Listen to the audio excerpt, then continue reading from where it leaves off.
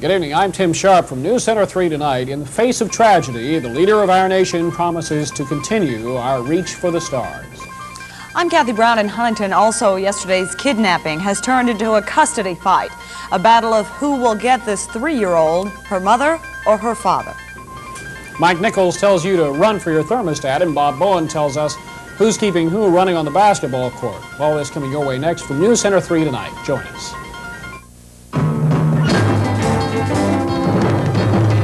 Live from the Huntington and Charleston News Centers, the region's #1 news. This is Newscenter 3 tonight. These are pictures we've been seeing for nearly 12 hours now. They tell a tale of our strength, our weakness, and our determination. Good evening. As the nation continues to grasp a tragedy played out right before our eyes, President Reagan looks toward the future. Tonight, he's vowing to continue our quest in space. In his words, you don't back up and quit. Kathy, as you may know, NASA is refusing to speculate on what may have triggered the explosion that transformed the Challenger into a ball of fire just a minute following an apparently flawless launch. All 7 crew members apparently perished instantly. Among them, schoolteacher Krista McAuliffe, the woman supposed to be the first private citizen in space.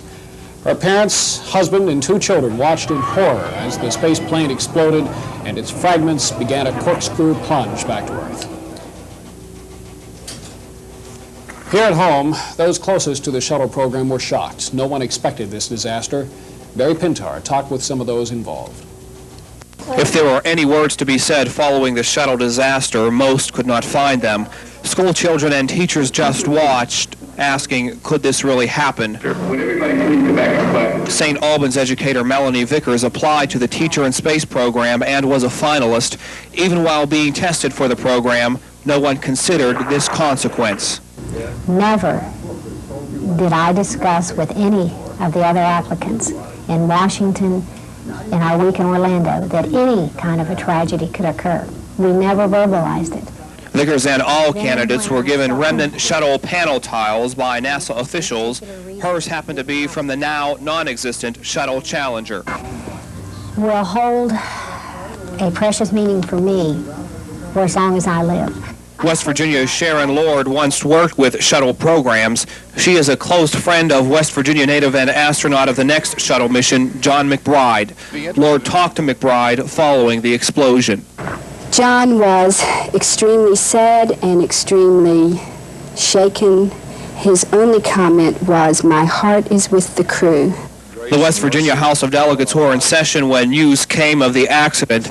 They prayed for those on board. Due to the tragedy, let's have a moment of silence. In the meantime, West Virginia Governor Arch Moore has proclaimed a 5-day mourning period for the crew of the space shuttle. During that time, all flags will be flown at half-staff. Barry Pintar, WSAZ Newscenter 3 in Charleston. West Virginia retired test pilot Chuck Yeager reacted to today's space tragedy, and tonight he says it will set the space program at least a year back, and he says it'll take a long time to find out what went wrong. First thing that happens is you've got to take all of the data that you have, Mike, and analyze it to find out, number 1, what caused the accident, and number 2, take corrective action to prevent it from happening again. And that obviously will take NASA quite some time to analyze all of the telemetry data from all of the systems that were aboard the shuttle. Now, Yeager says the process of determining how it happened will be the same as any other aircraft crash. And of course, this isn't the first disaster in the history of our nation's space program. Just 19 years and 1 day ago, America was shocked when a fire aboard the first Apollo moonship killed 3 astronauts making tests on the launch pad at Cape Canaveral. One of those men was Virgil Gus Grissom. His sister, Wilma Beavers, now lives in Huntington. She says the space program must learn from such a tragedy and move on. As in all space flights, I think you expect accidents, hoping they won't happen.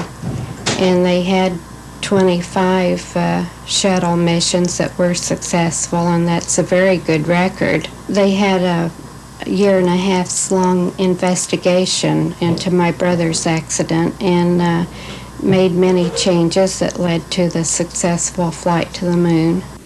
Mrs. Beavers says NASA must learn what they can from the investigation into this accident and apply that to future ventures in space. And still ahead on Newscenter 3 tonight, pay up or lose your homes. That's the message tonight in Greenup County, Kentucky.